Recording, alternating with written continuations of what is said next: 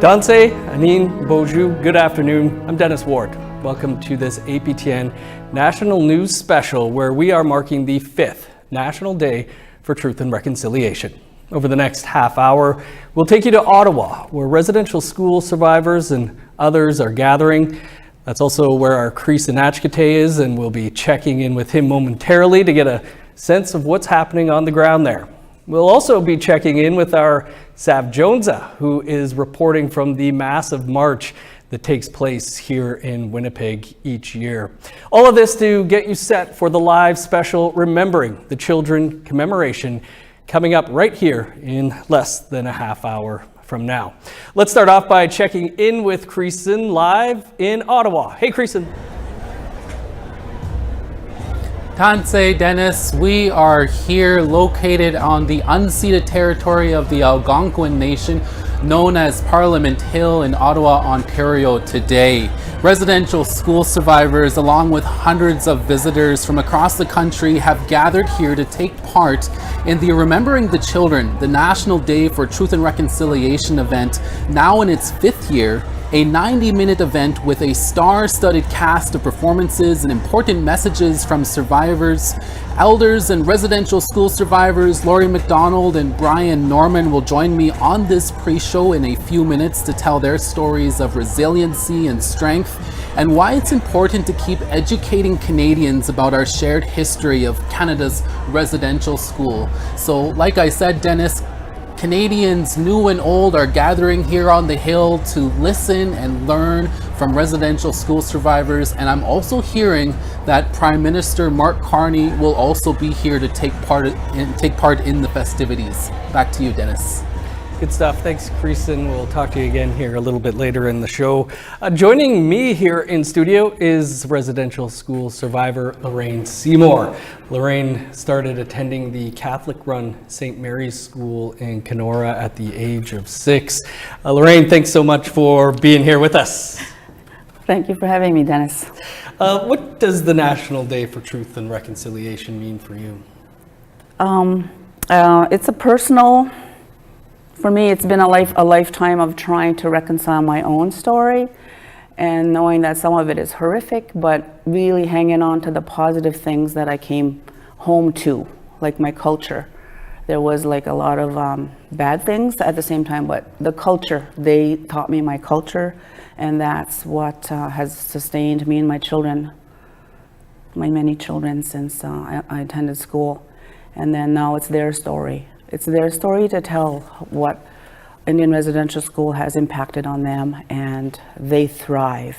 And I can't wait till they start writing their books and stuff about how they've come to be who they are because of my experience and my grit to survive that place and make sure they have their culture.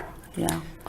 Yeah, you retained your language and many cultural practices as well. What did that mean for you and for your children? Well, you know, the first day I went into residential school and we were being shamed and beaten up for speaking our languages and stuff, I vowed I would speak English really good. And I know I can speak English, a really top-notch kind of English. However, when I vowed, I gave something up.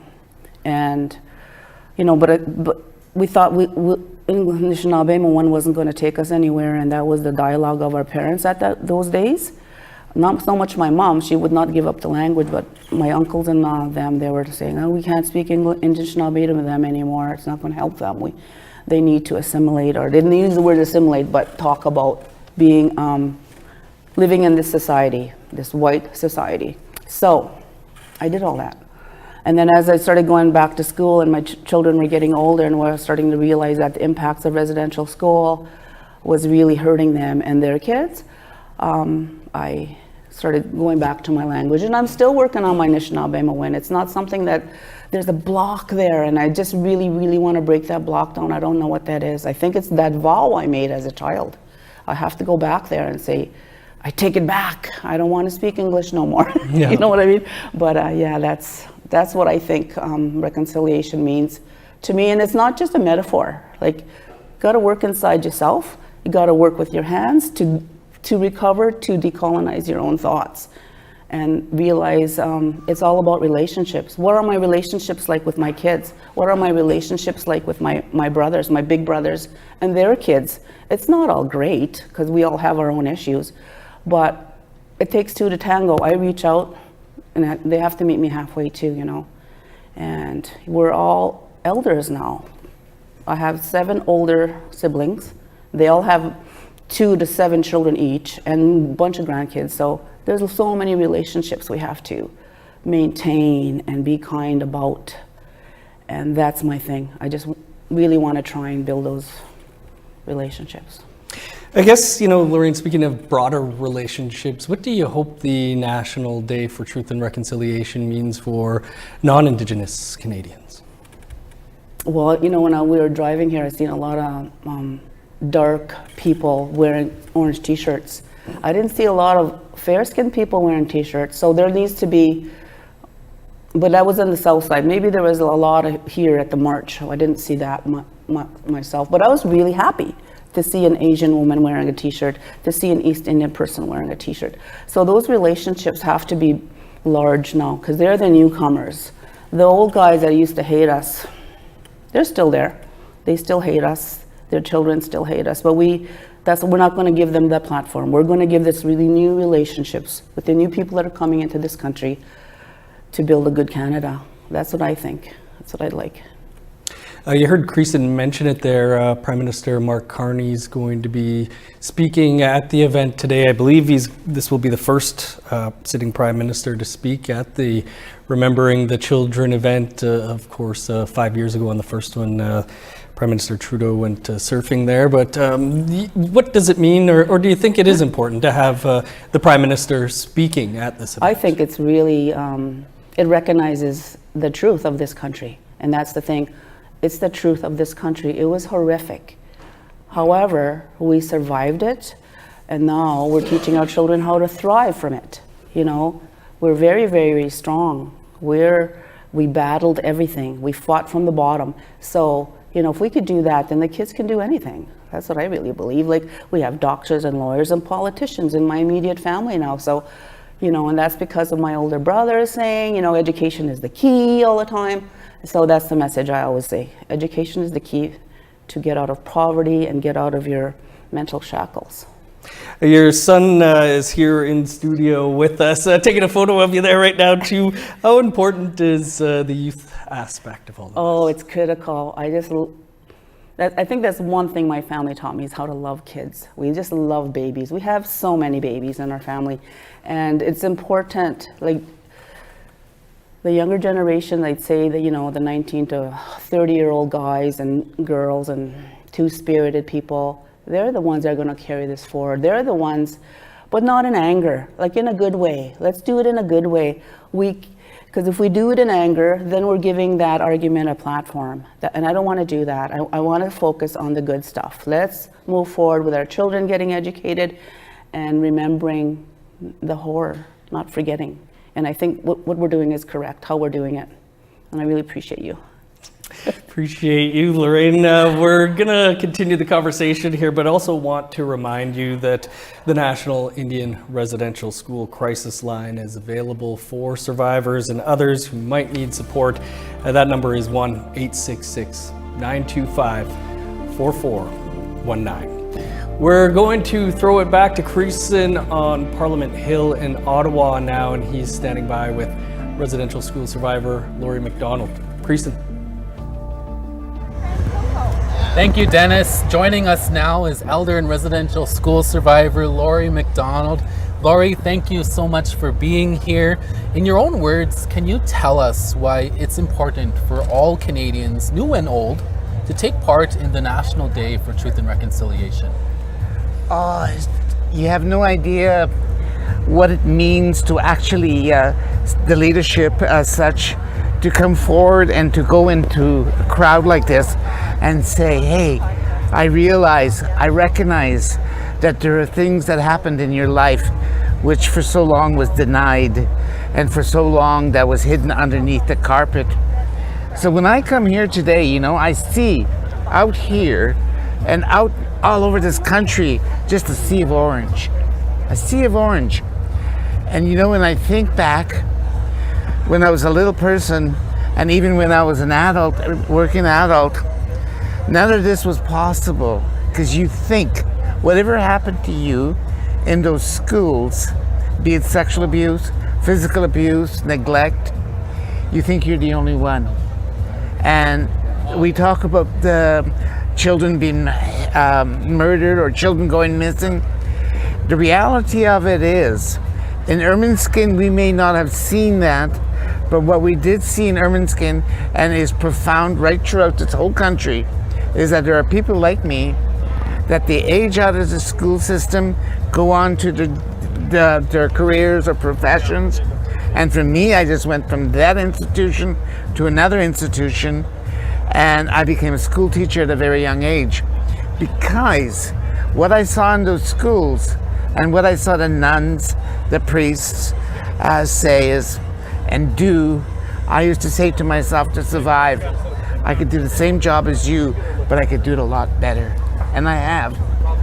I pursued a career for 27 years teaching, but you know, and for me, I always had a liking, a beauty of child welfare. So I switched over into the Ministry of Children and Families in British Columbia until it went over to a dialect delegation. And to me, that was so profound. Again, based on the fact that I saw the nuns, the priests, and everybody, and even the Department of Indian Affairs sending social workers to our communities, hence the 60th scoop. Yeah. And I said, I could do better. And I want to do that. But my values, growing up traditional and growing up as a two-spirited person, as my grandmother had said, you got a history, you've got something, and you're going to be walking in two paths that are going to be difficult. Yeah. And at the time, at age 5, you don't know what's going on, right? You don't. But I grew up knowing that lifestyle for me is a traditional lifestyle. It's an ordinary lifestyle. But like a lot of survivors, we forget that. We put it in our pack sacks and move on with our life. And that's what I did for many years. I commend you for that. Lots of strength to keep going. Oh, we do. Laurie, what is your message to the residential school denialists out there who are calling what happened to us and our children a hoax? Walk 1 mile in my shoes. You know, like we hear this all the time. As I said, when I went into child protection, I was teaching social workers who were going into our communities, and even them who come from government or from other agencies to work with our people would say, you know what, nothing happened. I grew up in Europe. Boarding schools were common. Nothing happened to that. And I said, but you had a right to walk away from those schools. We didn't. And there's so much, but we hear this all the time. And, you know, look around here. Yeah, there's a lot of people that went through the system, and I don't care what anybody says. No one has a right to deny what happened to us. No one has a right to say none of this existed, because it did exist. And we're living proof today. We are right across this country, you know, even the government of Canada has recognized by creating this day of Orange Shirts Day, because that again is resistance, and that's renewal. Yeah. That's residential school survivor, elder Laurie McDonald from Ermineskin. Thank you for your time, Laurie. Thank you. Hi. Thanks to Creason and to Laurie there. Lorraine, any of what Laurie had to say resonate with you? You know, both of you ended up working in the child welfare system. Yeah, that was really a hard time trying to raise the kids working in a system that I knew that was not good for anybody. I don't know. I did some good work in there, but I know I apprehended children that I could have not apprehended if there were services that supported them to stay home, but there weren't.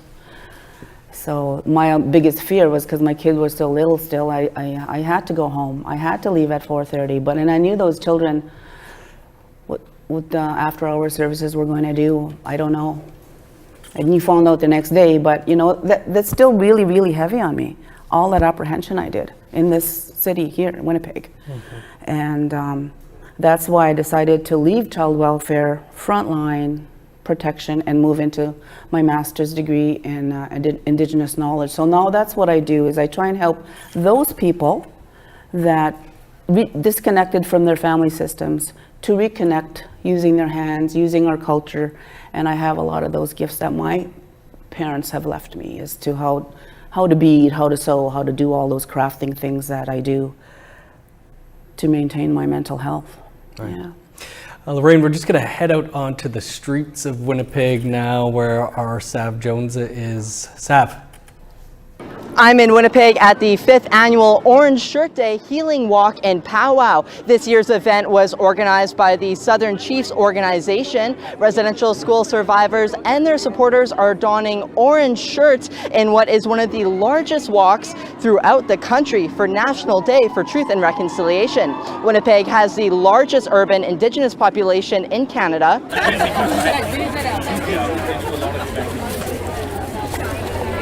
The event started with a pipe ceremony at Odena Circle at the Forks, followed by the walk behind me down one of Winnipeg's busiest streets, Portage Avenue. They're making their way to the RBC Convention Center for a commemorative powwow.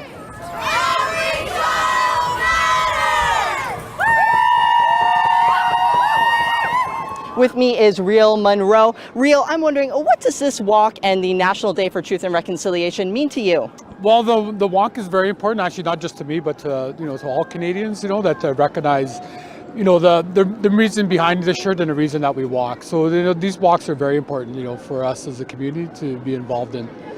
That's wonderful. Thank you so much, Real. I really appreciate that. I'm Sav Jones, sending it back to you, Creason and Dennis, for more coverage of NDTR across the country. Thanks, Sav. Lorraine, some familiar faces there, but just a massive turnout. How does that make you feel, looking at all those people out there marching for truth? I'm really happy about it. I was like kind of worried because of, all the news coverage on the denialism this week, and I was like, oh, I hope our people show up. We always show up, so we showed up. Love it, love it. What was it that you were worried about with, we did have a denialist come try and speak here, but what was concerning you there? What got me going was the screaming matches, and I thought she came there to do that purposely, and she got what she wanted, and that's, I was kind of sad about that. I said there must be a better way to downplay her book. She's trying to make money, this lady. Mm-hmm. So, but I was really proud that we're downplaying that and talking about the positive things that happen in Indian residential school stories. We're talking about the recovery, the healing, the reconnection. Reconciliation is not just a metaphor. We have to do it. We have to get down in here, and we have to work with our hands. That's my belief system. Not everybody will have hands to do this stuff. Like, I used to work with people that only had one hand and a couple fingers on one hand, but they were Indigenous and they still wanted to do this stuff. So it's in there. It's the blood memory. I really want people to tap into their blood memory, their ancestral knowledge systems, their way of healing in their family systems. It's there. We all had them. Lorraine, this is also the 10th anniversary of the Truth and Reconciliation Commission's 94 calls to action. How do you feel that, has there been progress made in the last decade? I don't feel it.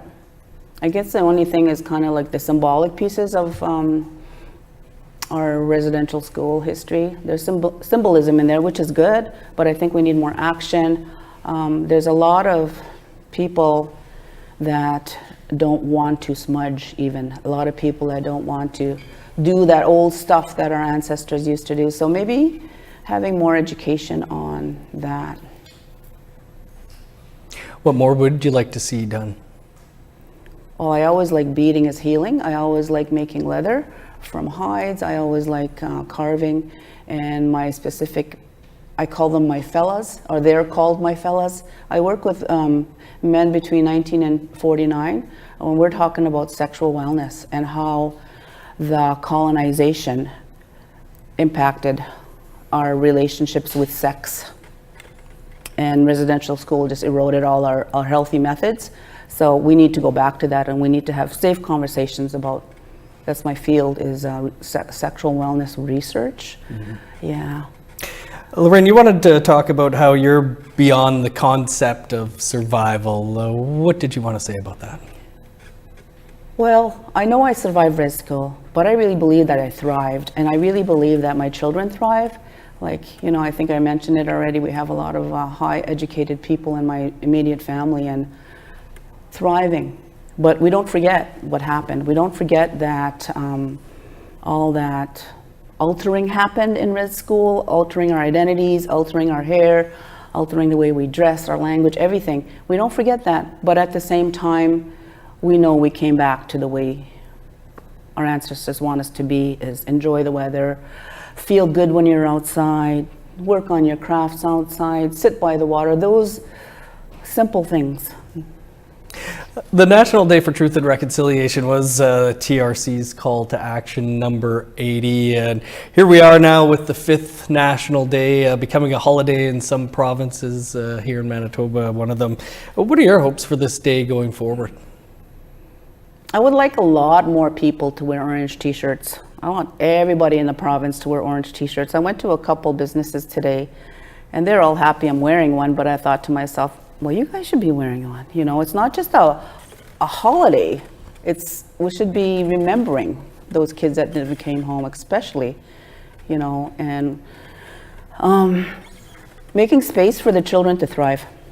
And that's a hard feat, you know, because there's so much issues we have to work through before we help our children. But the first thing is just giving them a safe home and coming home safe, routine, structure. Yeah. We didn't have that when I came out of res school. It was just chaotic. So it's really important to go to bed at night, get up in the morning and see the sun, not stay up all night and not go to school. Right. That's not a good way to live, you know. And absenteeism, I heard, is really bad in Winnipeg with Native children. Like, what's up with that? You know, we need to start helping that kind of issue. I know you're heading over with your son here to the RBC Centre, where there's a big powwow happening there. What are you hoping to do with your National Day for Truth and Reconciliation? Well, I'm going to meet some friends over there at the powwow, and I know I heard there's some craft stores there, so just go and support, go visit, you know, simple. Just give people hugs. Be nice. What are your hopes, you know, that people go home with watching these shows today, the message that they take with them on this day? I hope they feel positive about what we're doing and how we're moving forward. You know, even though we take a couple steps back sometimes, but on this day we still keep moving forward and talking about the truth, hard truth. You know, there's a lot of truth tellers out there, and it's really important that I'm going to quote a residential school survivor, Eugene, it's his first name, I believe.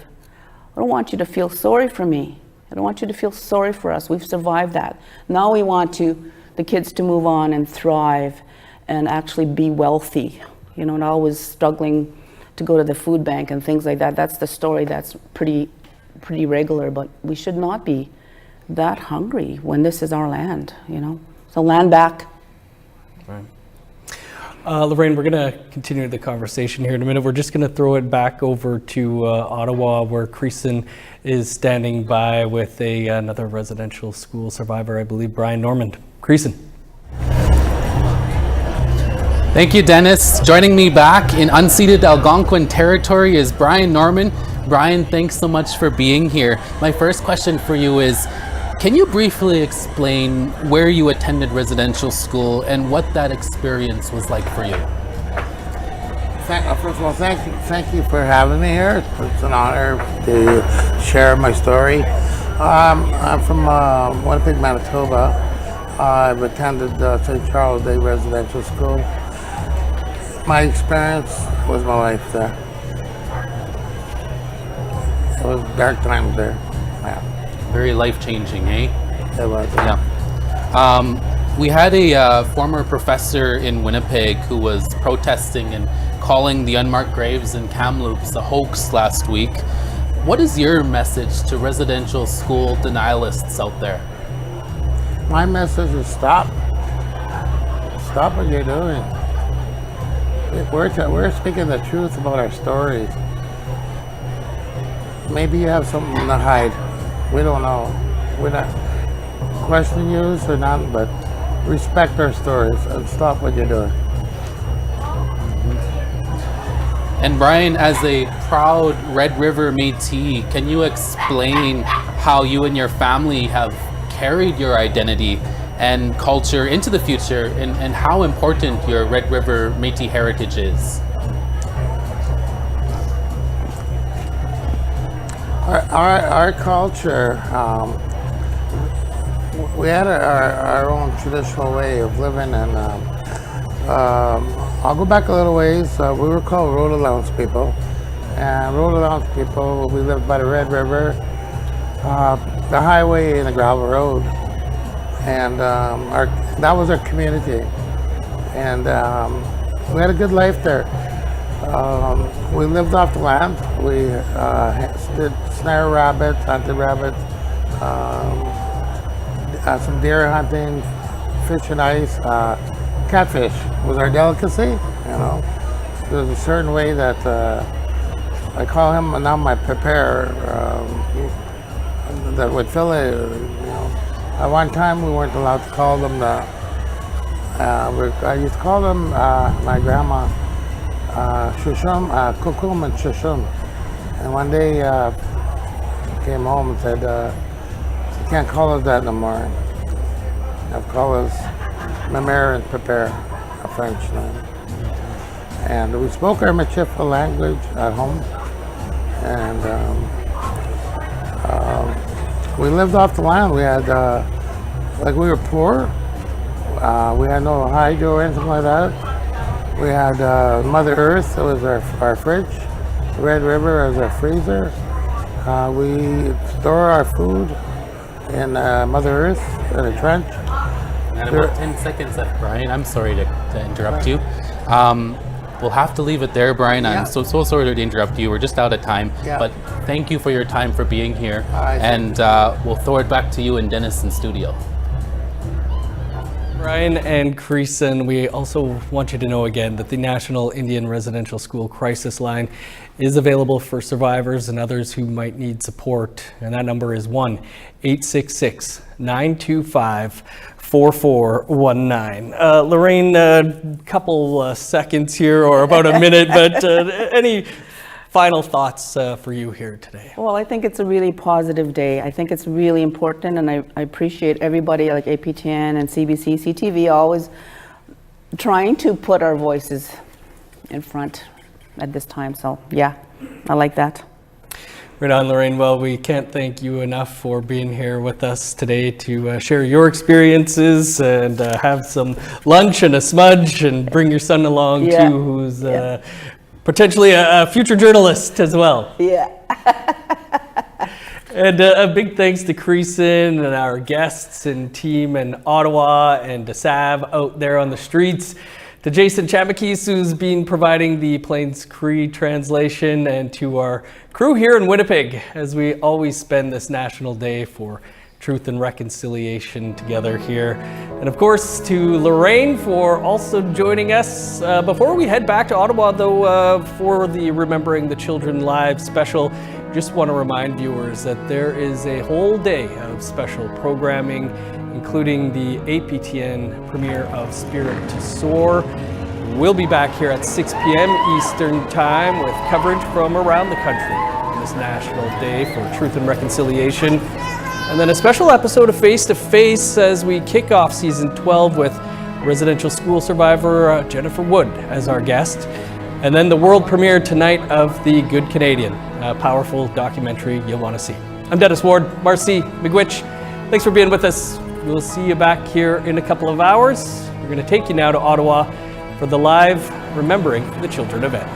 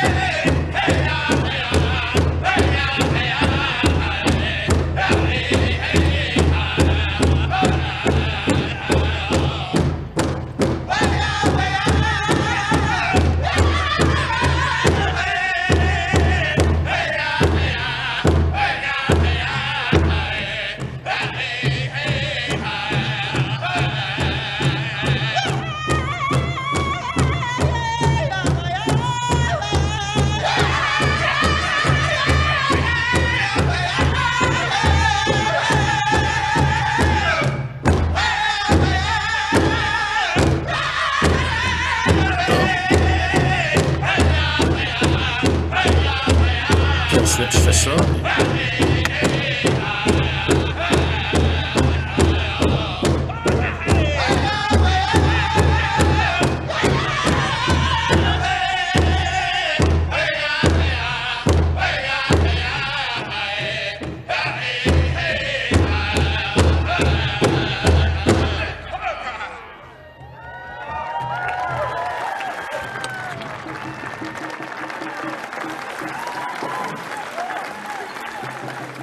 Miigwech, Kokum's boys, I love you guys.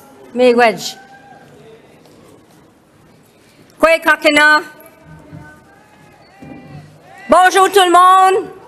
Hello everyone.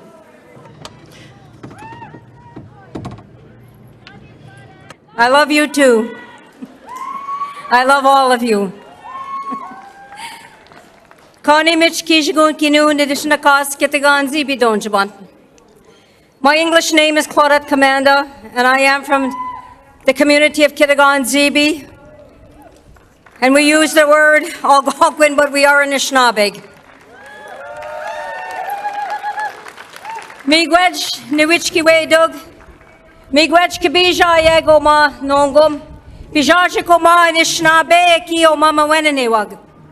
Bienvenue à tous, bienvenue ici à la territoire. Welcome to all. Welcome on the unceded territory of the Anishinaabe people. To this beautiful ancestral homeland of the Algonquin people, but we know that we are Anishinaabe o mama weneniwag. Welcome each and every one of you beautiful people. Welcome.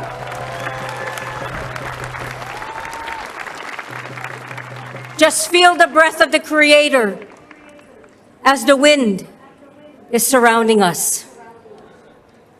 To you, the survivors, the elders, your excellencies, Prime Minister Carney, distinguished guests, community members, family, friends, Canadians, it's an honor to be here together as I greet you with my heart of love and kindness. We're here today to honor, to commemorate, to remember, and to give love to all those children who did not make it home, to the children who are now adults and elders who are here with us that made it home from residential schools, to all those of residential school survivors who returned home but are no longer here with us. Let us put our heart, our spirit, our mind, and our voice together as one to remember, to show love, and to say thank you to the Creator as we say Miigwech Gishiminado, Kitchimiigwech, Miigwech Kinakego, Miigwech Kokomistapikizis, Miigwech Mishon Miskizis, Kitchimiigwech, Jojoaki. Niboksendam unje nongom Gishiminado, Niboksendam Zagieduin, Bimadzwin, Ashish, Mashkawi Wizin. And Creator, the Great Spirit, we lift our hearts to you and our voice. We thank you for bringing us here today together as one.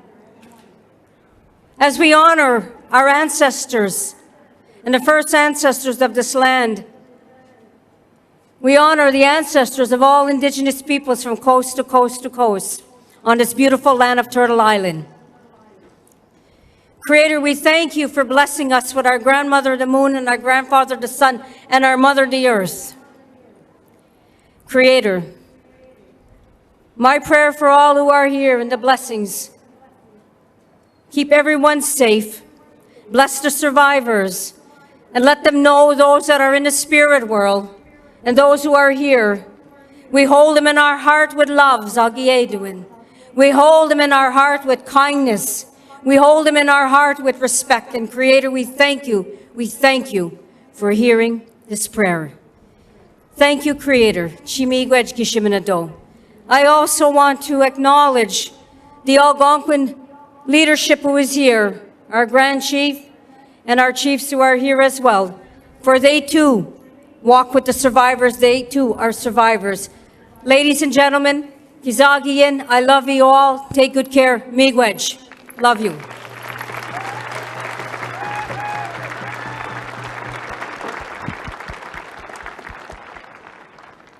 Tanse Mr. Canada. Utan tanan, gawagumagan noak Anishinaabe Algonquin Nation. Kagisi gatostik, utaski wa maga, eagasi mo, anawa, isigatil. Earl what the siga son, egonia, pek ute puesta mage uche, unotskopone. Negotase kagi kartek, nepamatun aski etase Alberta. Oui, bonjour, bienvenue aux survivants des Hello, welcome to the survivors of residential schools that are here with us, and also to those who are at home.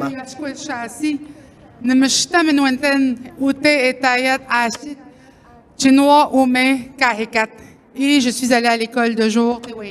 And I went to day school at Wogan. Canada. Kages kitota chikawa sisaguche kaatamik National Day of Truth and Reconciliation. Egwa usaw pako yan kisagaw isigatil. Thank you for joining us on the National Day for Truth and Reconciliation, also known as Orange Shirt Day. This is remembering the children. We say megwetsai hai to Elder Claudette Commanda for offering a beautiful prayer for all of us. Oui, Earl. Et merci de vous joindre à nous, se souvenir des enfants, Journée nationale de la vérité et de la And réconciliation. thank you for joining us. Eagle River Singer We started with the Eagle River Singer, a été fabriqué à la main pour la communauté. and this bentwood box was handcrafted for the Truth and Reconciliation Commission of Canada by the Coast Salish artist Luke Murston. Inuit and Métis survivors of residential schools. It's such an honor to be here today. It's been 10 years since the final report of the Truth and Reconciliation Commission ended its mandate and released their 94 calls to action. But there's still more work to do. Et nous sommes ici pour commémorer les survivants et survivantes. We're here today to commemorate survivors and children who never went home. Leur histoire orale dans leur langue. Et nous allons également. We have many survivors here who will share their oral histories in their language with you. We are also going to be sharing the stage with some of this country's best performers, and we are being aired on more than 36 TV broadcasters and over 150 radio stations. This national moment in broadcast history. Indigenous and non-Indigenous peoples coming together to mark the 5th National Day for Truth and Reconciliation. I'd like to welcome our first residential school survivor to the stage. She has an incredibly powerful story. Charlotte Molen is 73 years old. She is Métis, and she not only survived the Indian Day institution, but also the 60s scoop. She survived the heroin addiction, transphobic violence, and a suicide attempt.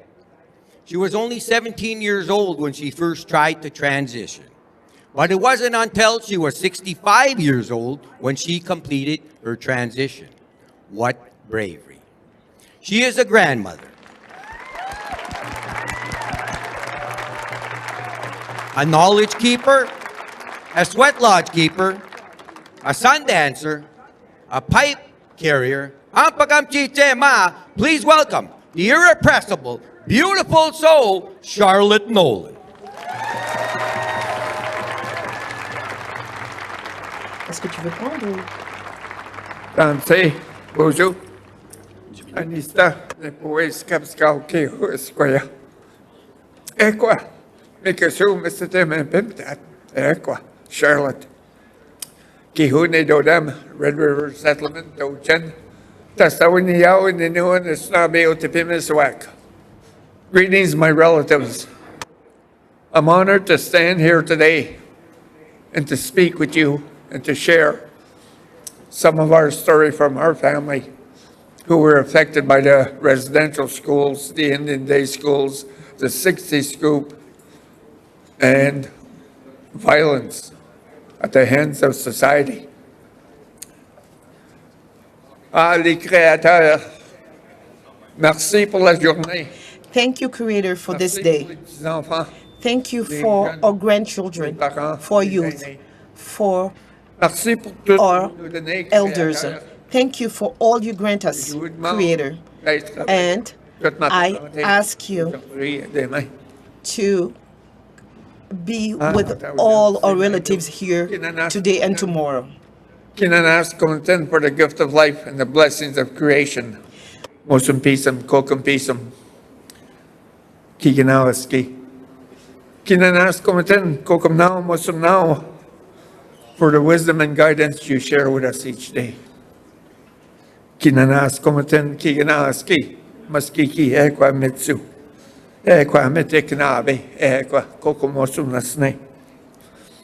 All my relatives, today is a day that we hold dear in our hearts. Today is a day that we remember those that never came home. Today is a day that we honor the elders, the survivors, and we keep them in our prayers. And we ask this beautiful country to work with us in reconciliation. Reconciliation isn't just about the Indigenous people and the government and the churches. It's about every Canadian. We all have to work at this. If we want it to work, we have to put an effort into it.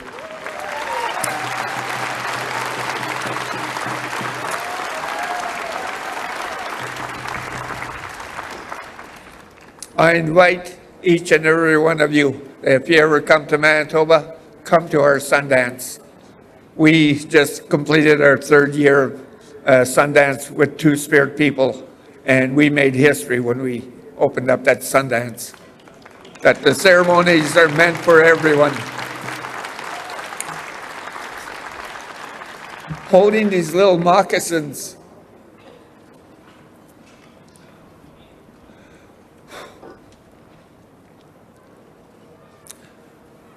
We should remember these children and the lives they gave so that we could move forward as a nation. I want to thank each and every one of you for being here. From my heart to yours. May your journey be a good one. May Muslim Pisum smile down on you. Kokum Pisum grant you that sacred medicine, Nipi. And may all your relatives hold you in their arms on this day and every day into the future. Kinanas komaten chimigwich. Merci.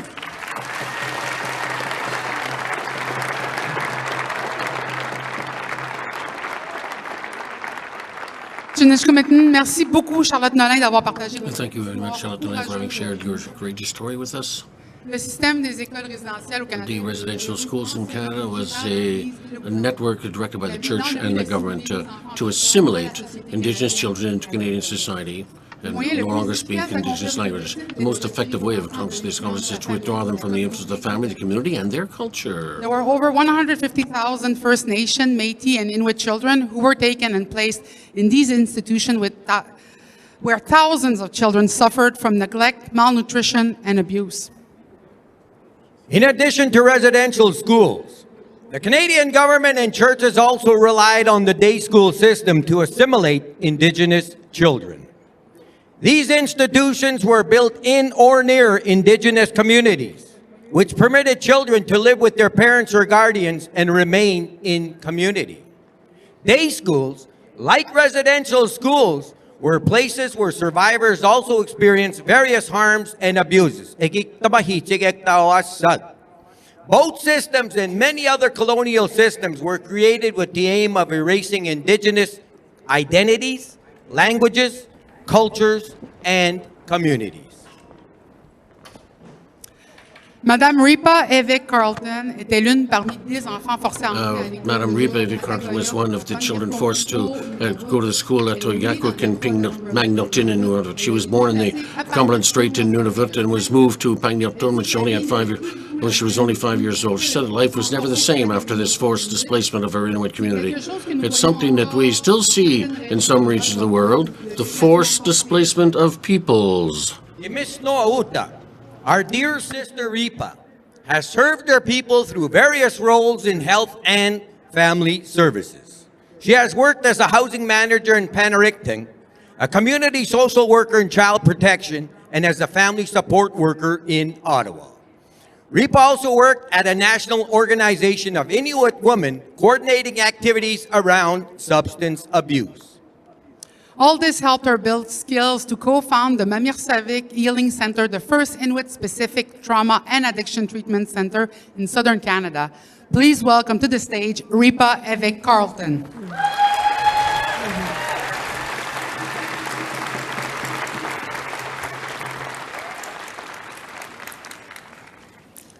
This is a beautiful sight to be looking at everybody from the stage. Unusakut ulumi uvanut pimariuvok nangekatakaksiluta ilinera katalausimayunik amma ilanginnik.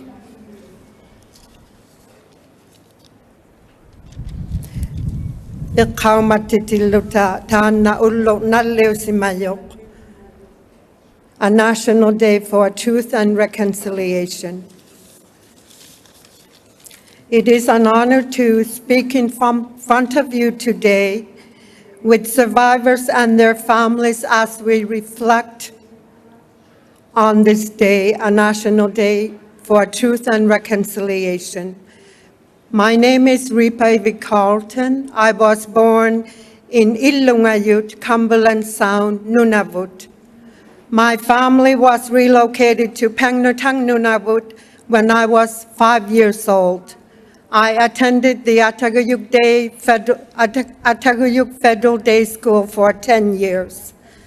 The impacts of residential schools and colonization continue to affect our lives today. I have seen how forced relocation and separation from the land has impacted us, and how it created struggles with loss, grief, identity, and wellness. The trauma and intergenerational impacts have strongly impacted me and my family like it has with many Indigenous families across this country. While I was in Federal Day School in Pangnotang for 10 years, I was not allowed to speak my language or learned the traditional ways of my people. And I witnessed very rough treatment of students by our teachers. There is much more I can share about my experience, but does not have the time right now. I have also witnessed the strength of my people and how we continue to hold on to our culture, language, and values and practices that connect us to who we are as people. We cannot forget our ancestors.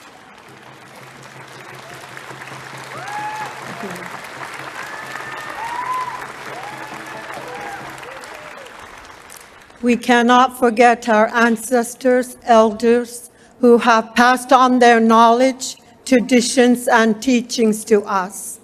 We need to keep our culture strong and keep healing from the negative impacts of colonization has on us as Indigenous people. For our youth, let's keep going, Keep learning from your elders and your role models, and be proud of who you are.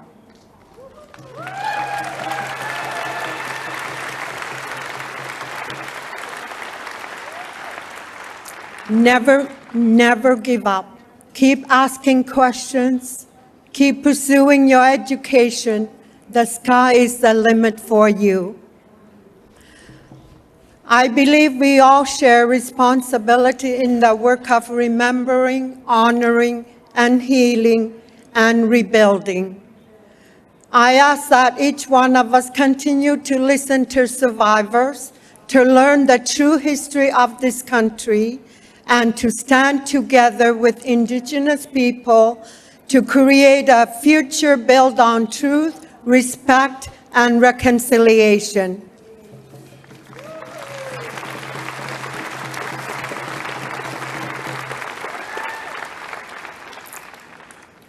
On this day, it is important that no survivor be left alone. Everyone who carries these memories of our broken past must have somebody to help them carry the burden. Not one person should be left alone to do this very, very hard work. In our shared strength as Indigenous people and survivors, we must also rise up. It is time to use our voices and shape our future for our children and grandchildren and for those to come. That it is better than what we've had to endure as Indigenous people. Today we are reminded of the sorrows of the past, but we can't lose sight of the hope for the future. The strength and resilience of our ancestors and elders can and will encourage us, inspire us to create a better future full of hope. Huyanamik nalagun nahasi, huyanami nangakatawata ilisinnon.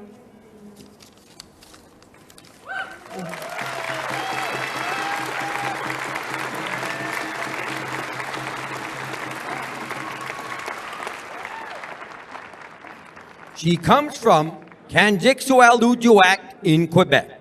She attended Federal Day School in Kuujjuaq and went on to become a trailblazer and a leader for the Inuit and then the rest of Canada. Pagamchichema, please welcome Her Excellency the Right Honorable Mary Simon, Governor General of Canada.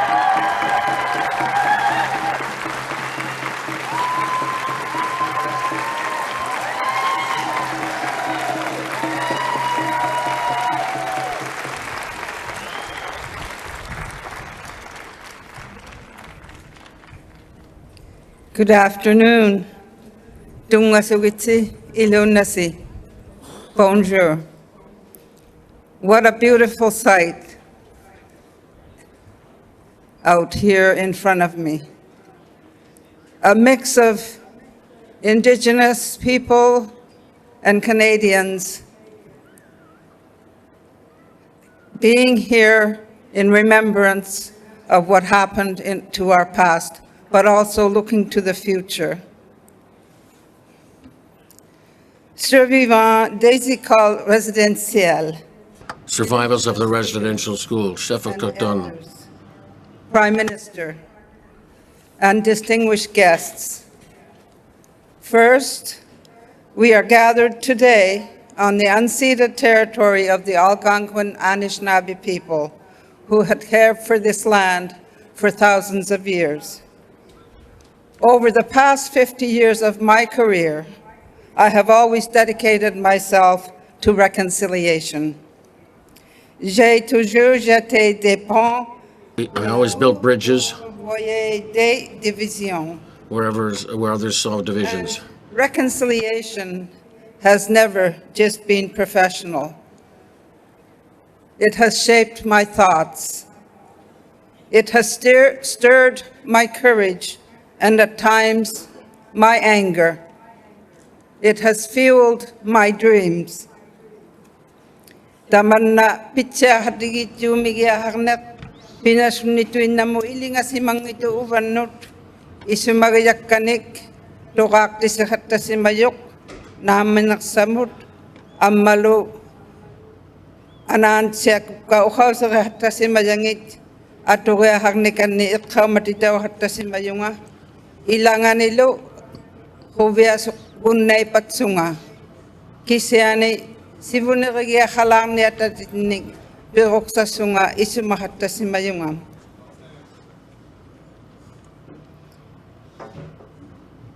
Je continuerai d'avancer sur le chemin de la réconciliation. I will continue to move forward on the path of reconciliation with the hope for future generations. Over the past 50 years, Canada has made meaningful progress. Governments have taken steps to address systemic issues and invest in First Nations, Inuit and Métis communities. In 2010, the Truth and Reconciliation Commission sparked a national awakening as survivors bravely shared their truth about residential schools. Since then, research into missing children and unmarked graves has deepened our understanding of the trauma Indigenous peoples continue to carry. En tant que Gouverneur Général, j'ai assisté. As the Governor General, I attended the presentation of historic apologies Pape François. Made by Pope Francis. I first witnessed the audience, I witnessed the first audience between Indigenous leaders and His Majesty King Charles III just days before his coronation. For me, these moments mark the beginning of renewed relationships grounded in respect and dialogue. I've seen Indigenous presence grow at national ceremonies across Canada. J'ai vu un plus grand soutien du public.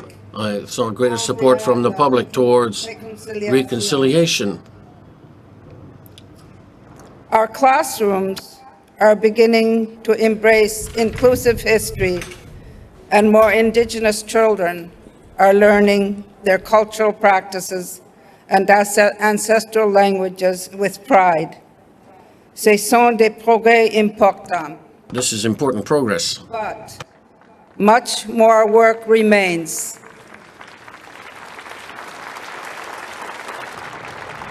Pour passer à l'anglais, on a juste appuyé dessus, mais pour passer au français, à l'anglais, il faut switcher 2 fois. Inequities persist, and we share a lifelong responsibility to address them.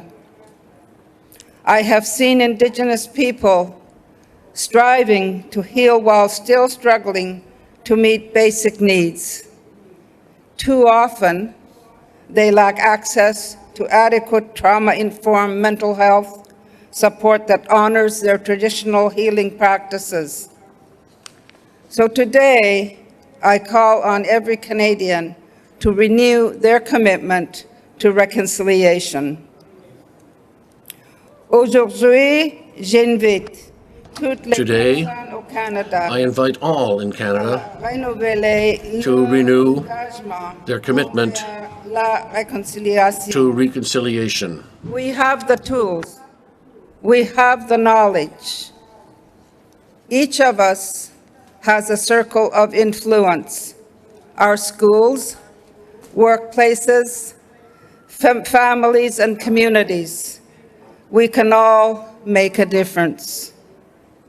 Continuons de nous renseigner. Let's continue Et la culture to inform ourselves of the history and culture of First Nations, Inuit des Métis. and Métis.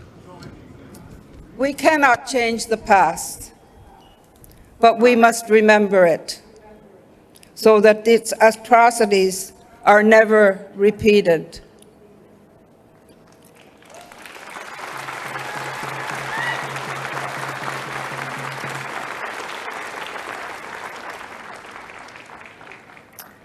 And while the present is ours to shape, we can also build a better future.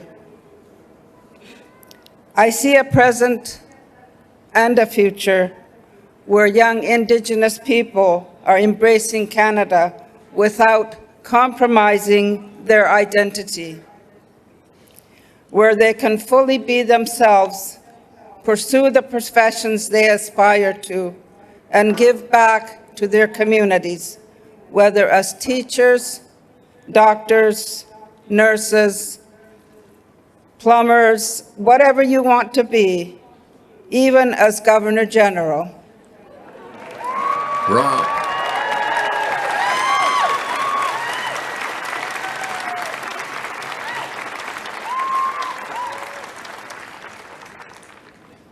La Canada tire sa force. Canada draws its strength from its diversity. Let's keep building a country where all peoples, Indigenous and non-Indigenous, can truly thrive and face the challenges ahead together. And I think today is a time to remember the past, the present, and the future. And the future is something that we think about with hope. Today is also hopeful. We are hoping that today will make a difference to all of us. So thank you very much. Merci. Nakormik. Thank you.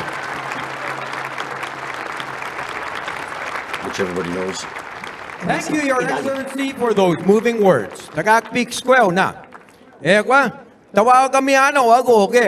Ewigi to check egwa. Egi na wasuni check juno. Gao check moneu to check. Leur musique est basée sur des récits émotionnels et des harmonies vocales séduisantes, vivant sur le Emotional numéro 1. music of the people on that Treaty 1 territory, Jameson and Burnstick, Natty and Jason Berman, folk music that's quite moving, as well as Jason's Métis on the slide guitar. Here are Burnstick.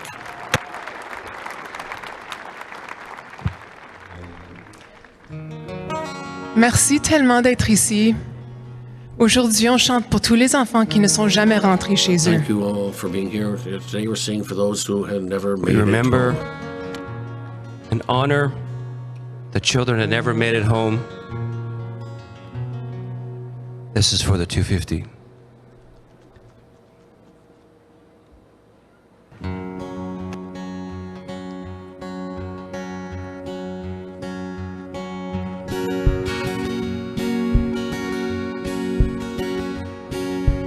Tous les soirs, je rêve de toi.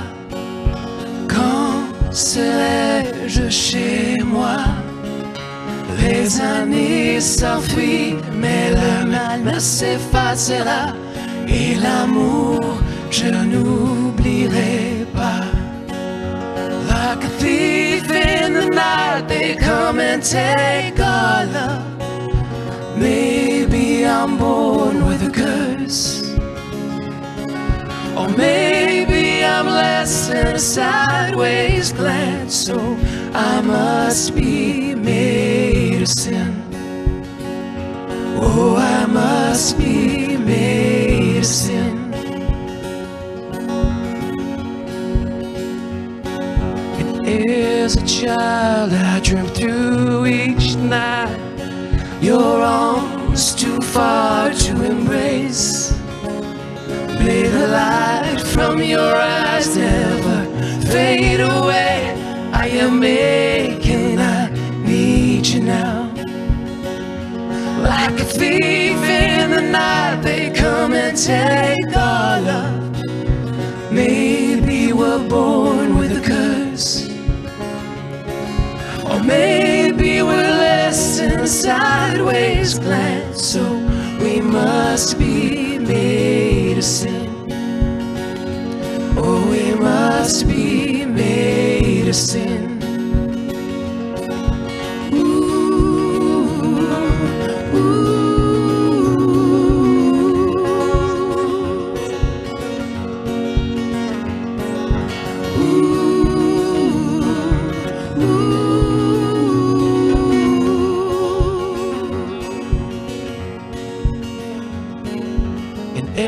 as a child I dreamt through each night these walls around me would break, and the hands that loved me would find me somehow. I am aching, I need you now. Like a thief in the night, they come and take our love. Maybe they're born with a curse, or maybe they're less than a sideways plan, so they must be made of sin. Oh, they must be made of sin. Oh, they must be made of sin.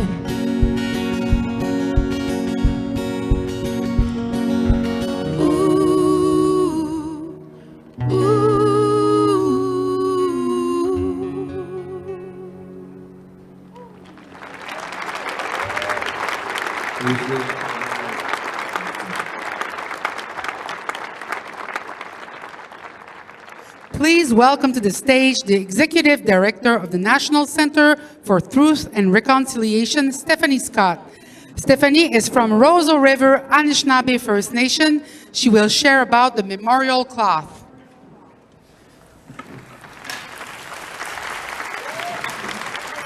It's incredible to see how many people are here and how it's grown over the last few years. So miigwech.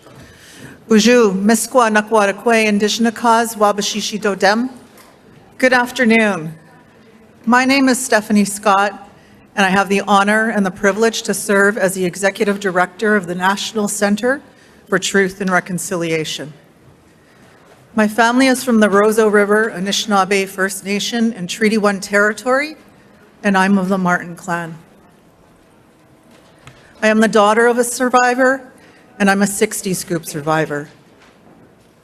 I am grateful to always be welcome to the unceded and unsurrendered lands of the Algonquin people, and to Elder Claudette Commanda miigwech for your prayers, and the Eagle River Singers for the drum.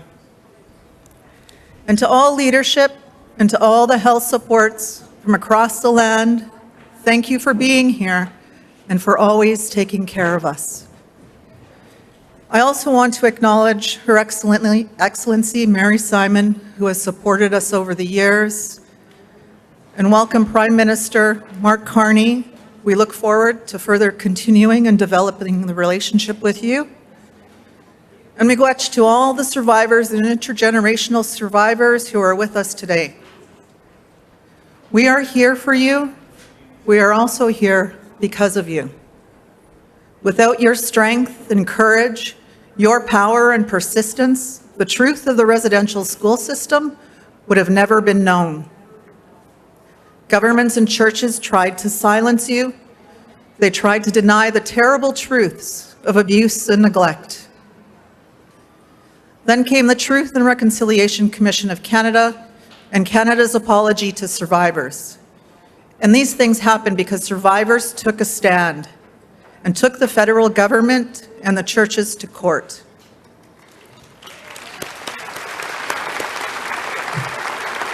And we know this has been decades of work, and it's been 10 years since the TRC's report, and we say miigwech to all of the commissioners for leading that work. And while there has been progress on the 94 calls to action, it has been slow and it has been uneven. And our dear friend, the late Honorable Murray Sinclair Mazina Gija Gaban, the chair of the TRC, said, "We have shown you a mountain, and we have shown you a path to the top, and we call on you to do the climbing." And we still have a long climb ahead of us.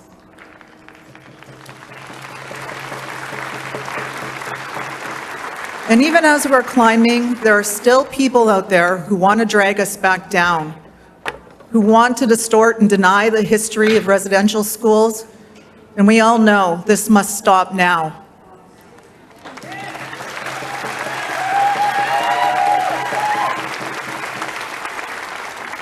Denialism is hate born out of the same racism that led to residential schools in the first place, and that hate cannot hide behind free speech.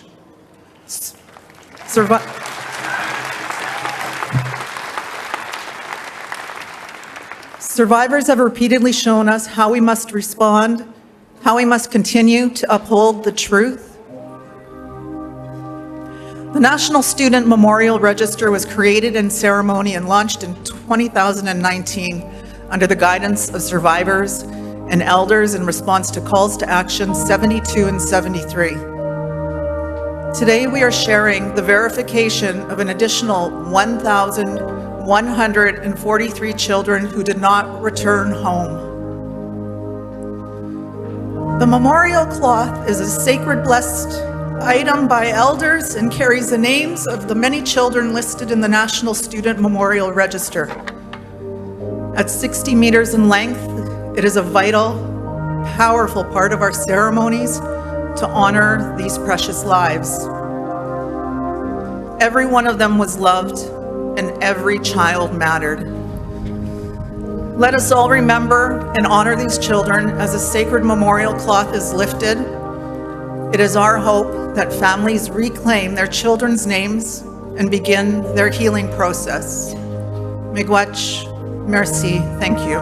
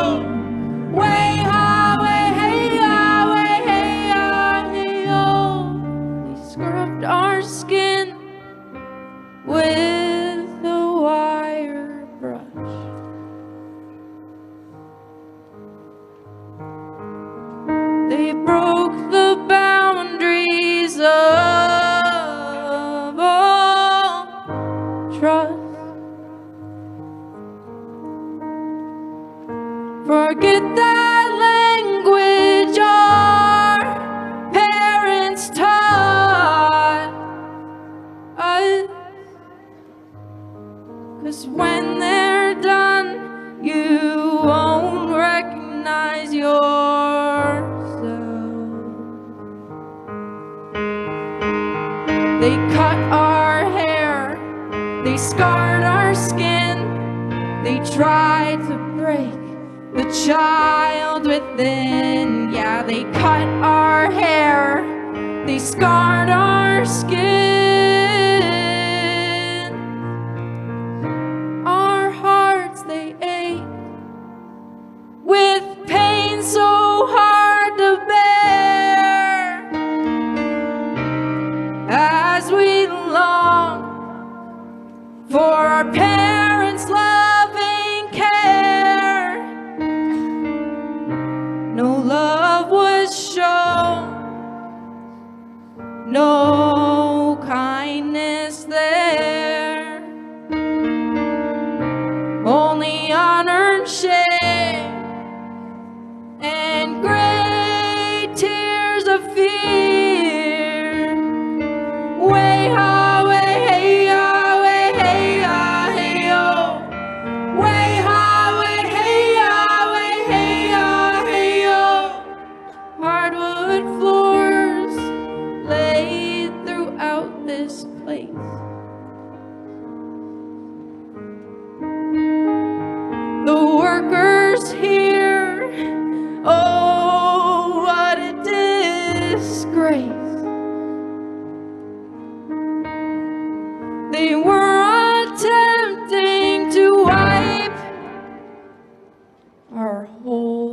race.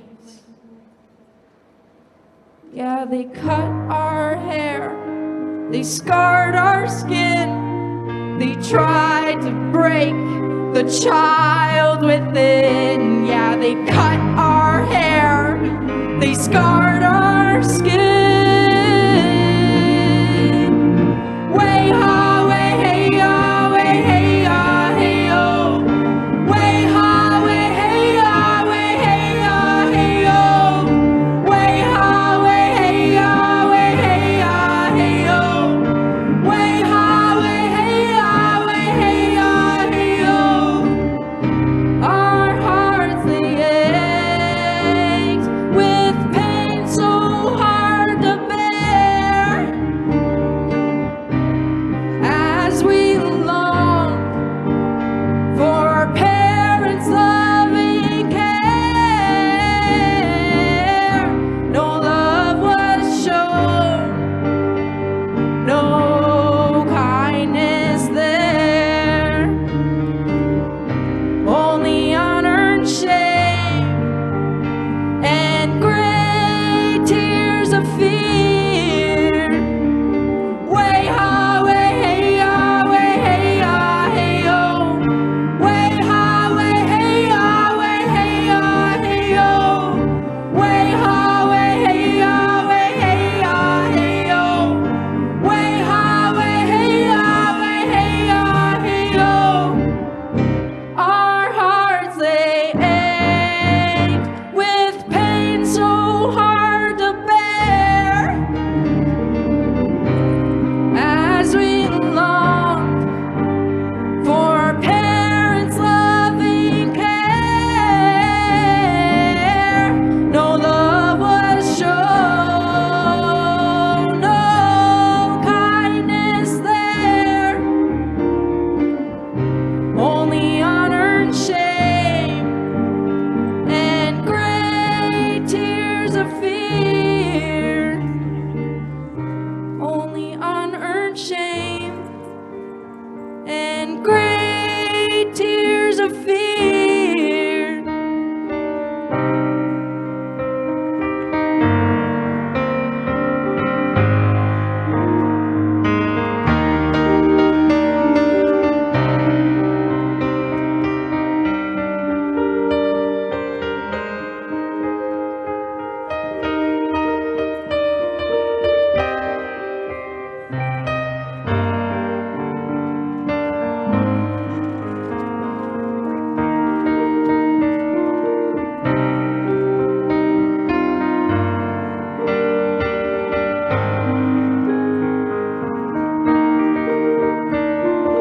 Way ha, way hey ya, way hey ya, hey yo.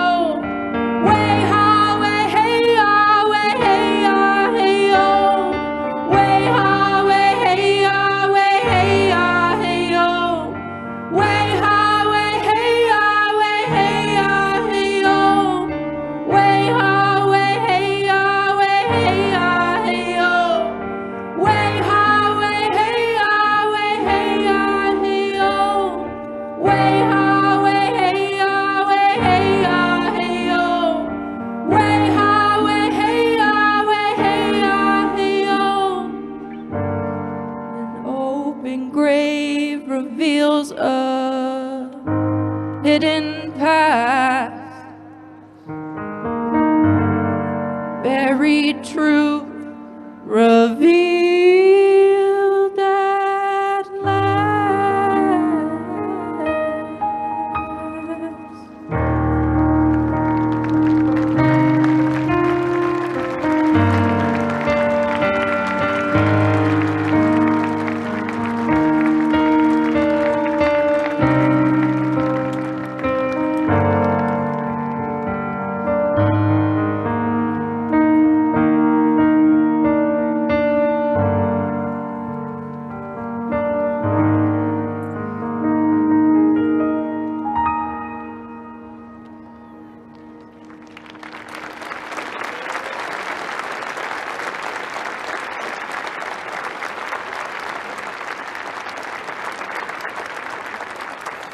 Notre prochain invité est devenu le 24e Premier ministre du Canada en tant que chef. Our next guest became Canada's 24th Prime Minister. As this country's political leader, he sets the stage for Reconciliation Canada. And to honor the survivors of the institutions who tried to kill the Indian and the child. Please welcome the Right Honorable Mark Carney.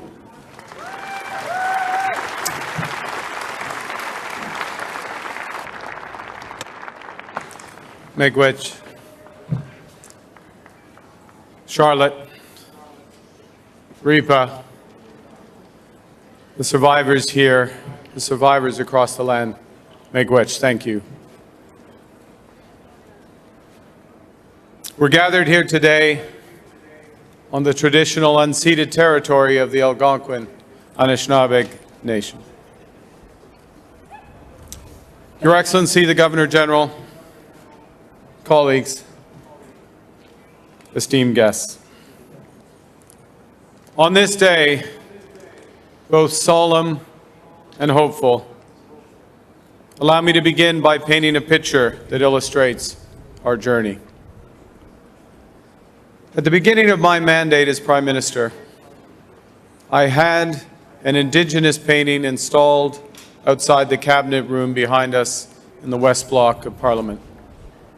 It's called A Brief History of the Northwest Coast, designed by Luke Parnell.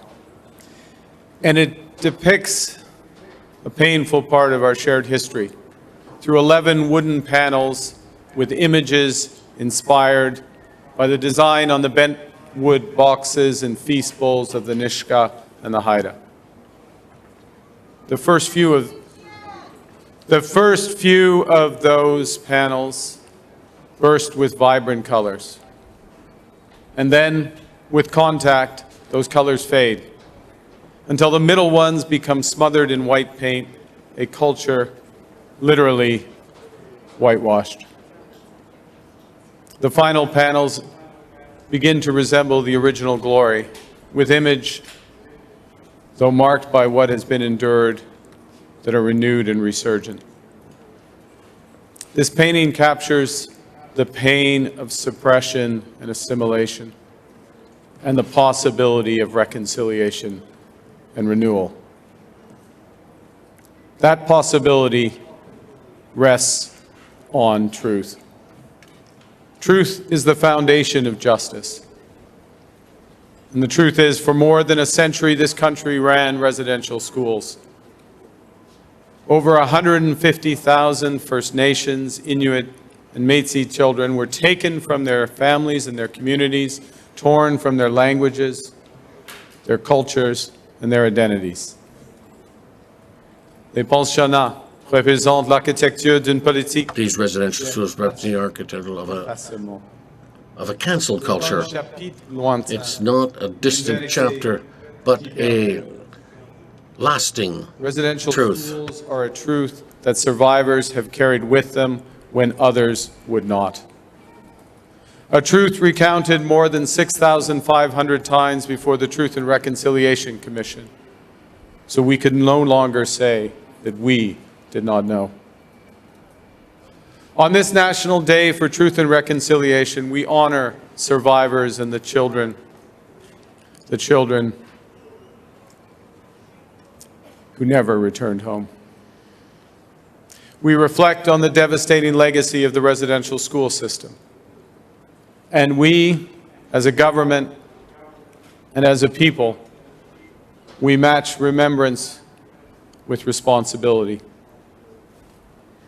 La responsabilité de faire progresser. The responsibility of progressing in reconciliation, the responsibility of creating the conditions for renewal and Canada's new uplifting. government is moving forward on the Truth and Reconciliation Commission's calls for action.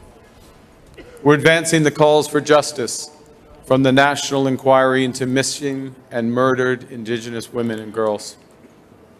And we are implementing the United Nations Declarations on the Rights of Indigenous Peoples Act in partnership with Indigenous peoples.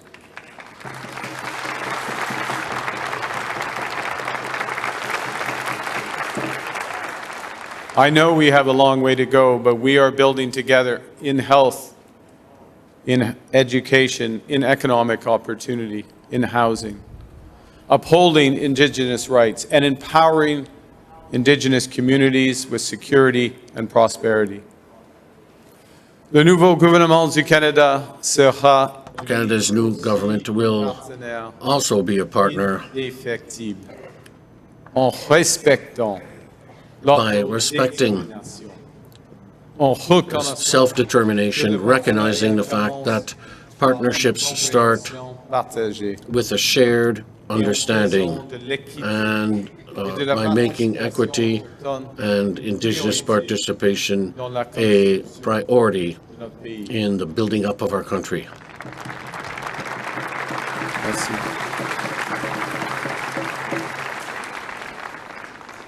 Because, well, it's vital that we build. It's more important. It is vital how we build. With Indigenous leadership, Indigenous prosperity, Indigenous opportunity. These must be foundational from the start.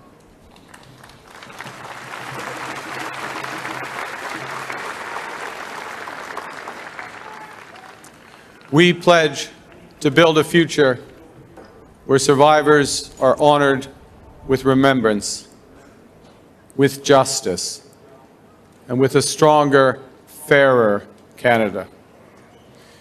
Un Canada rendu plus fort par A Canada made stronger by the resilience of its Indigenous communities. Reconciliation, as the Governor General, Her Excellency, reminded us, reconciliation is a generational task that must be lived and practiced every day by every Canadian.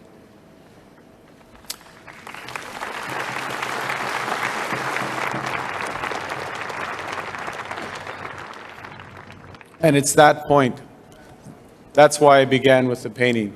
That's why the pain of the repression and the possibility of renewal are the last images that I, as Prime Minister, and my ministers see before we enter the Cabinet room to take some of the most important decisions in this country. It's there so we remember what came before us, and so we are seized with the task ahead of us. We will not fail you. Merci beaucoup, et vive le Canada. Thank you very much. Long live Canada.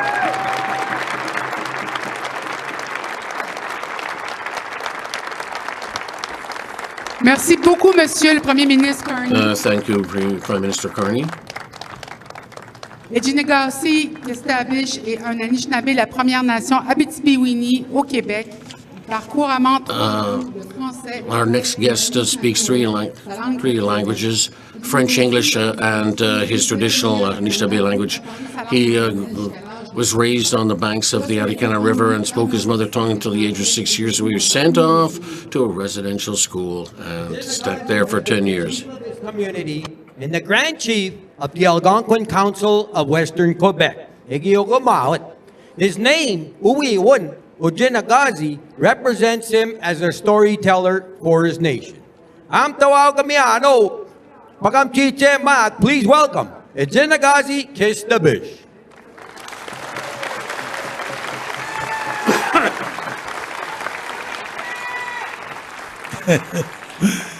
Kaya kinagada siya kumadasa.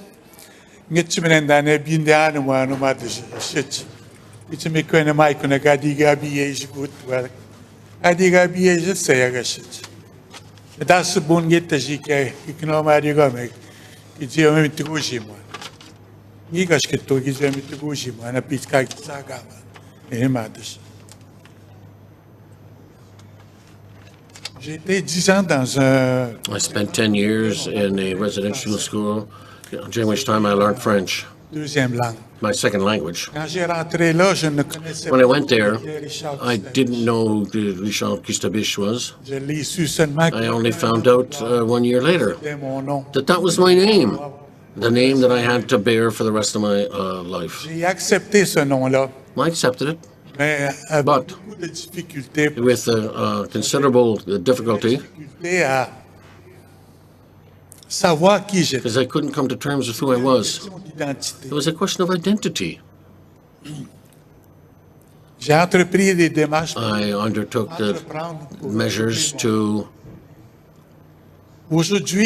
find my identity. Today we celebrate the children who died and who never returned home from these schools. We also celebrate the memory of these children.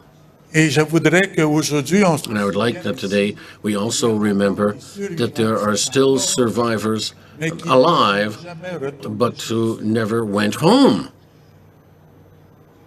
When I left the residential school, my name was Richard Kistabish. I didn't know who is that guy. Some people in my life, they call me a crazy guy. But I had fun with that name. But also, I was serious about getting back my identity, my language, my culture, the way I do things, in the Anishinaabe way. A Abitibi way. That's where I'm coming from. We don't talk much about the territory when we're trying to bring back the identity of people. It is most important to talk about the territory, because that territory teaches us the things that we know, the things that we learn.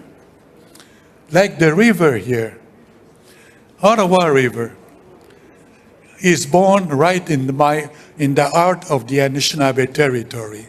That is the longest river in Quebec, the longest one. There's 9 dams on that river. 9. At the beginning of this month, we were doing the Anishinaabe people, we gathered about their culture, about their language in Temiskaming First Nation. We did something great at that time. That was the first time in 100 years that someone made a birch canoe and put it on that river. 100 years.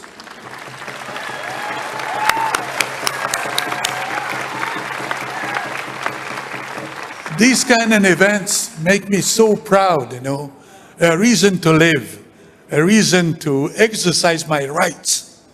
So we have to pass it on to the next generations, my kids. And one of the important things that we should do and we must do is to get back our Anishinaabe name, original name. It's a small thing, but it's really the first step to get back your identity.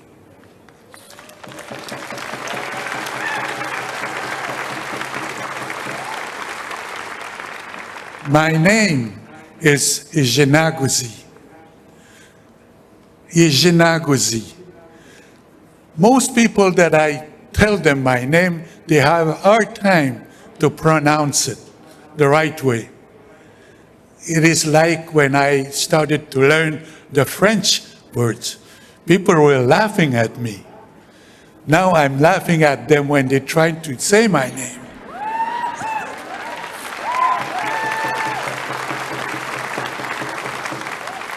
You have to remember that the kids that didn't make it home, we have to remember them. And this is why today I have to take this off and I will give it to my grandson to remember. And from now on, I want to carry this shirt. I bought it in New Mexico. But it is one of the identity that I carry with me. So my name is Ijenaguzi. Ijenaguzi. Yeah, we have to repeat it every time, every day. I look to the mirror myself and I find myself so beautiful.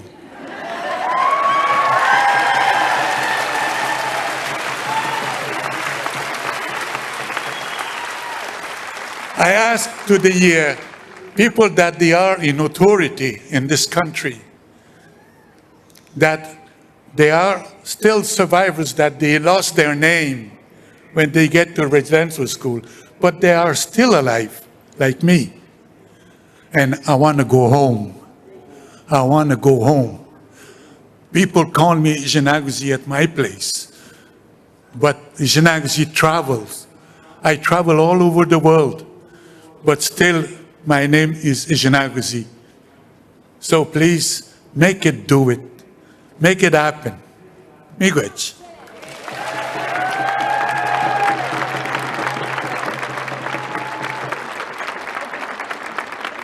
Notre prochain artiste a travaillé fort. Our next artist worked very hard throughout their career, extending over several decades. He was the leader of a few groups and found success when he decided to go solo. Julian Taylor is an Afro-Indigenous musician with Mohawk roots. He's been nominated to several Juno Awards, as well as a nominee to the Polaris Music Prize. If you've never heard his music, I think you'll really love him. Here is Julian Taylor. This is a song about strength, resilience, perseverance, and all my relations. Somehow, everyone eventually dreams someday. This is Ganasoha, Seeds.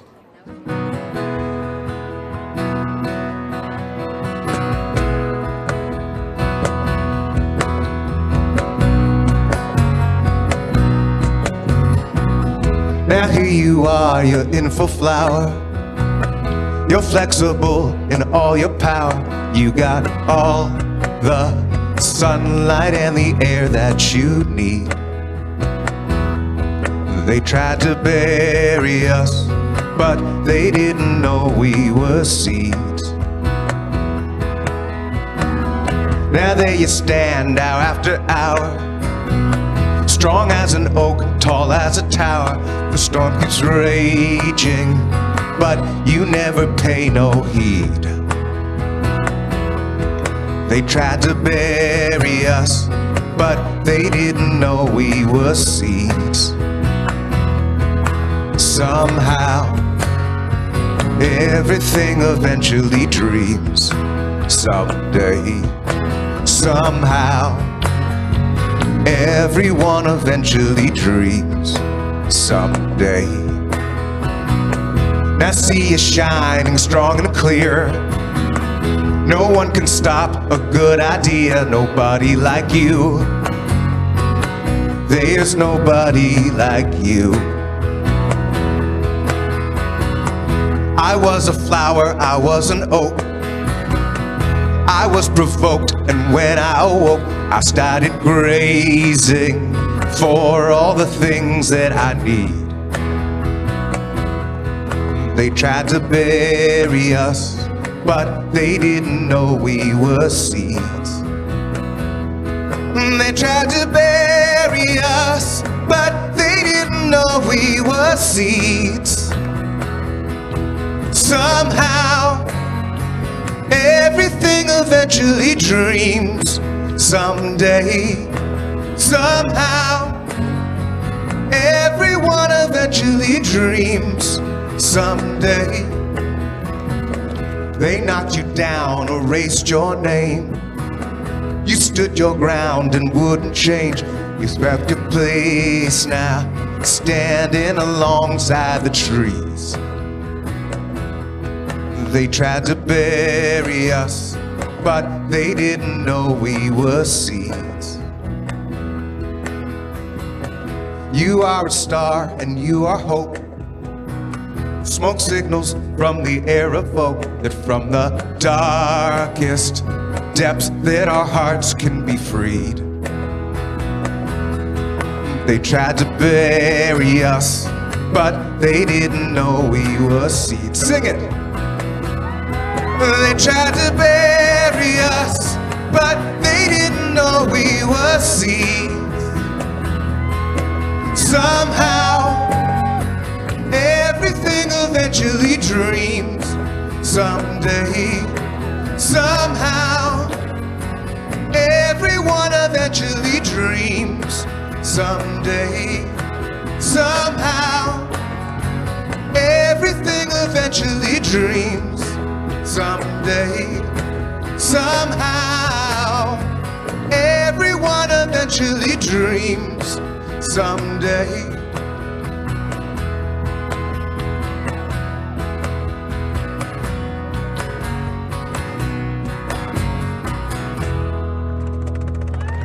Thank you very much. Now we'll go Jean Diabo, Mary Diabo.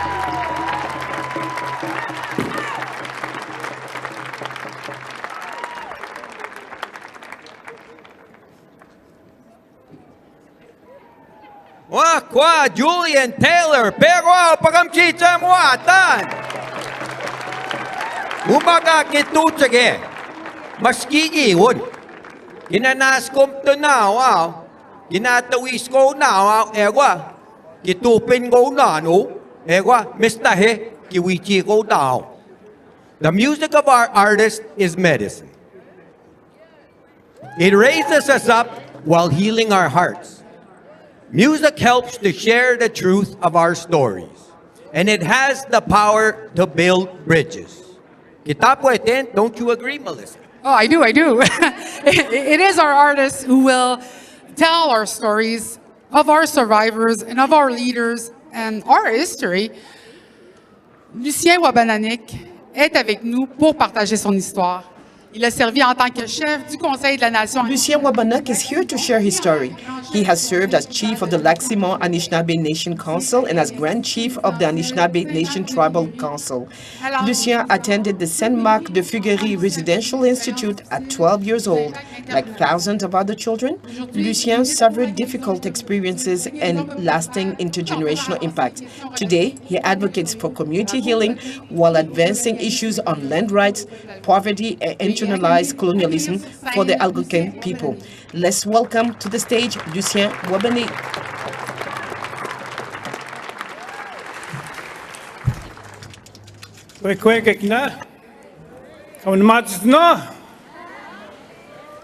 I was saying, are you feeling good?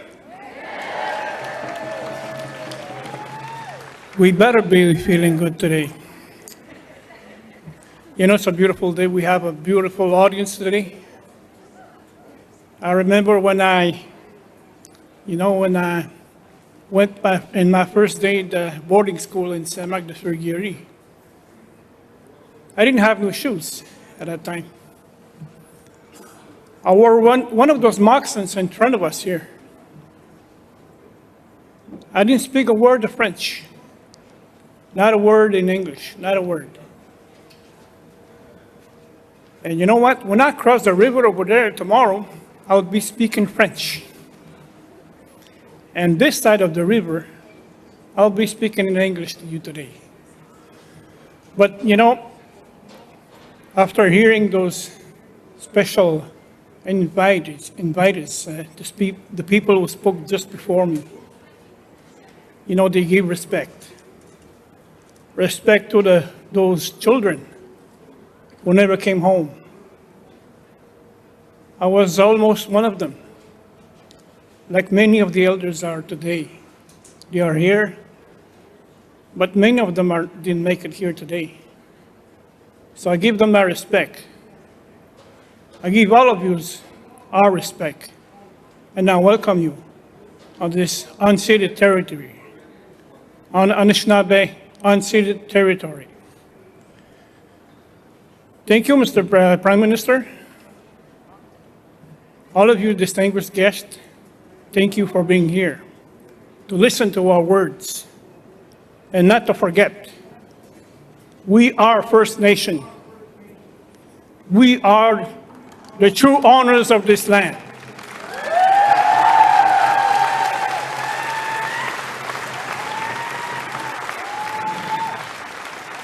And we are ready as First Nations governments, nations, and peoples to work with governments who are willing in good faith to work with us for the betterment of our nations and peoples, for the betterment of our future. The society as we know it today needs to learn more about our history, our stories.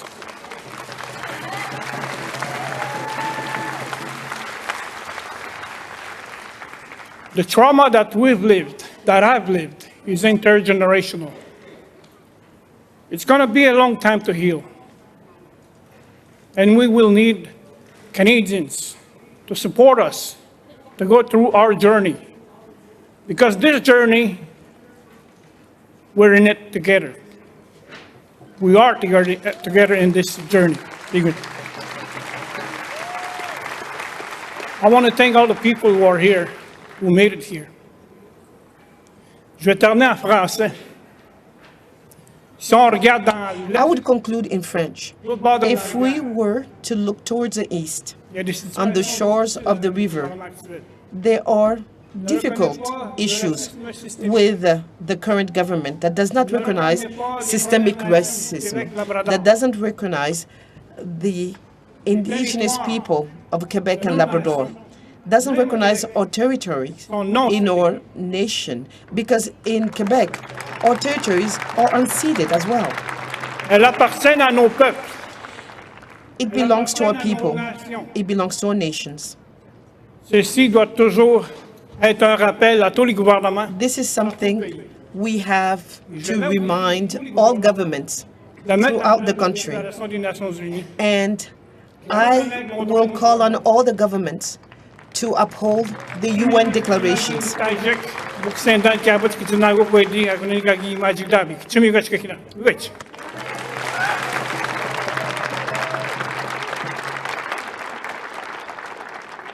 She was one of the first Indigenous artists to find mainstream success. Born in Churchill, Manitoba, and raised in Arviat, NWT, Susan Aglukark's music has inspired us.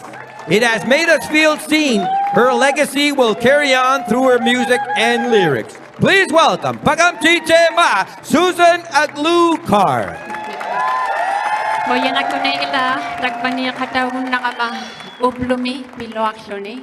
It is a pleasure to be here with you today, to honor, to hold, and to remember. We stand with you, survivors, for your strength and your courage. And today we honor and we celebrate and we remember. Hoyan namig.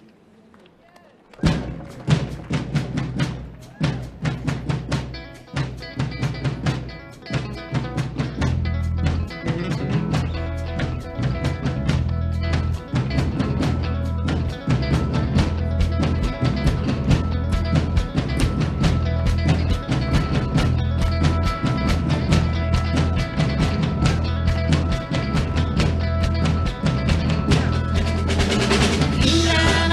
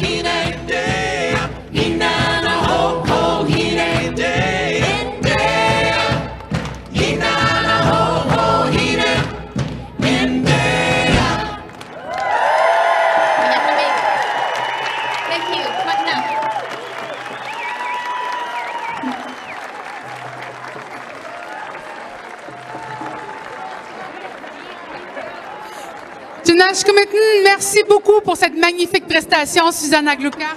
Thank you very much, Susan Aglukark.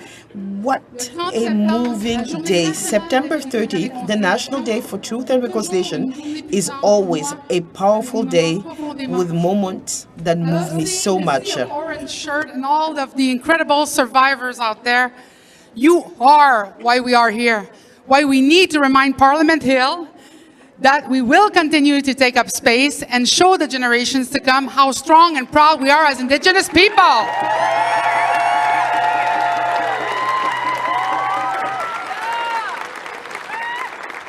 I hope we have made the survivors proud and that you can return home with your cups full, your hearts singing, and your spirits soaring. Muy gunta. It is important to honor the survivors and the little children who never made it home. And to remember they were innocent souls who didn't deserve the treatment they received. But we are strong Indigenous people of Magyano, and we will continue above and thrive. Our next 7 generations are depending on Kakyo, on all of us. Aho.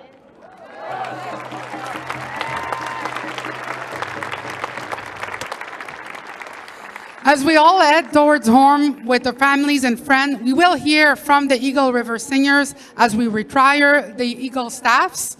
Thanks to our audience, the speakers, and all the performers here in Ottawa for honoring the survivors by taking the time to be here with us today.